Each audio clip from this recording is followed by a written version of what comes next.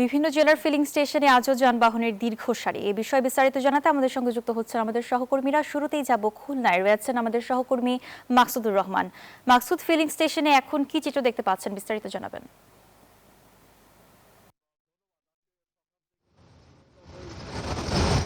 জি ধন্যবাদ। আজকে সকাল থেকেই আমরা বিভিন্ন ফিলিং স্টেশনে খবর নিয়েছি। তারা বলছেন যে বিভিন্ন ডিপো থেকে তাদেরকে সকাল 7টা থেকে তেল সরবরাহ করা হয়েছে এবং ইতিমধ্যে যারা কিনা অপেক্ষমান যানবাহন চালক তাদের মধ্যে কিন্তু তেল সরবরাহ করা হচ্ছে। যে তথ্যটি জানিয়ে রাখতে চাই, খুলনা সহ 13টি জেলায় এই 3 ডিপো থেকে প্রায় প্রতিদিন 25 লাখ লিটার তেল সরবরাহ করা হচ্ছে।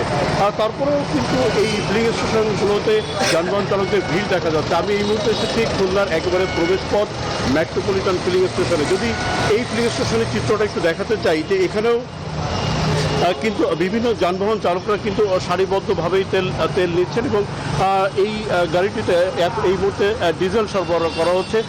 পাশাপাশি কিন্তু যারা কিনা যানবাহন চালকের মধ্যে আসলে মোটরসাইকেল চালক, সেই মোটরসাইকেল চালকের কিন্তু একটা দীর্ঘ সারি আমরা দেখতে পাচ্ছি। এই ফিলিং স্টেশনের সাথে কথা বলে আমরা যেটা জানতে পেরেছি সেটা হচ্ছে প্রতিদিন যে পরিমাণ যানবাহন চালকরা তেল নিতে আসেন তার মধ্যে সবথেকে বড় অংশই কিন্তু আসলে মোটরসাইকেল চালক। এবং এই খুলনা সহ যশোর, বরিশালের দক্ষিণ পশ্চিমাঞ্চলের যে 13টি জেলা, এই 13টি জেলার যে 317টি পাম্প আছে, এই প্রত্যেকটি পাম্পেই কিন্তু আসলে পেট্রোল এবং অক্টেনের চাহিদাটি তুলনামূলক বেশি এবং গ্রাম অঞ্চলে ডিজেলের সরবরাহ কিন্তু স্বাভাবিক না থাকার কারণেই ফিলিং স্টেশনগুলোতে আসলে তুলনামূলক চাপ বেড়েছে। আমরা ডিপো কর্তৃপক্ষের সাথে কথা বলছি, তারা বলছে যে এই ডিপোগুলো থেকে অর্থাৎ পদ্মা, মেঘনা, যমুনা এই 3টে ডিপো থেকে যে পরিমাণ তেল সরবরাহ করা হতো তার অর্ধেক তেলই যেত আসলে মূলত এই গ্রাম অঞ্চলের যে এজেন্ট ডিলার তাদের কাছে, এবং এজেন্ট ডিলারদের মাঝে কিন্তু প্রতিদিন গড়ে 18 থেকে 19 লাখ লিটার তেল সরবরাহ করা হতো। কিন্তু যেহেতু পিপিসির সিদ্ধান্ত অনুযায়ী এই গ্রাম অঞ্চলে এজেন্ট ডিলারদের তেল সরবরাহ বন্ধ রয়েছে, এই কারণে কিন্তু শহরের ফিলিং স্টেশনগুলোতে চাপ তুলনামূলক বেড়েছে এবং এই কারণে কিন্তু আসলে ভোগান্তিও তৈরি হচ্ছে। তো এই ছিল খুলনার পেট্রোল পাম্প থেকে সর্বশেষ। একই খবর জানতে আমরা যাচ্ছি আমাদের নারায়ণগঞ্জের প্রতিনিধি শরীফ সুমনের কাছে। শরীফ সুমন জানাবেন সেখানে জ্বালানি তেল সরবরাহের সর্বশেষ পরিস্থিতি কি। শরীফ সুমন।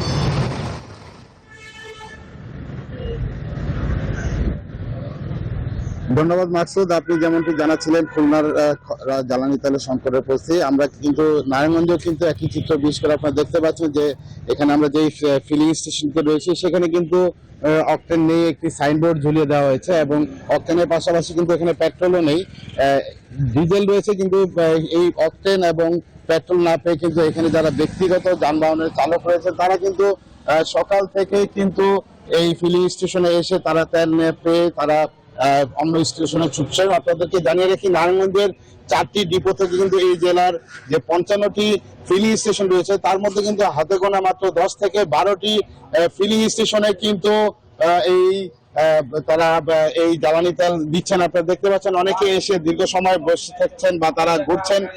তারা এখানে ফিলিং স্টেশনে তেল না পেয়ে তারা বিভিন্ন জায়গায় তারা ছুটছেন, কিন্তু তারা বলছেন যে তারা ফিলিং স্টেশনগুলোতে তারা গেলেও তারা তেল পাচ্ছেন না, যে কারণে কিন্তু তাদেরকে ভোগান্তির মধ্যে পড়তে হচ্ছে। এবং এই ফিলিং স্টেশনগুলোতে কিন্তু জ্বালানি তেলের সংকটের কারণে কিন্তু যাত্রীদের ভোগান্তি বেড়ে চলেছে।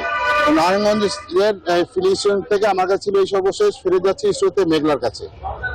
সুমন, আপনাকে ধন্যবাদ।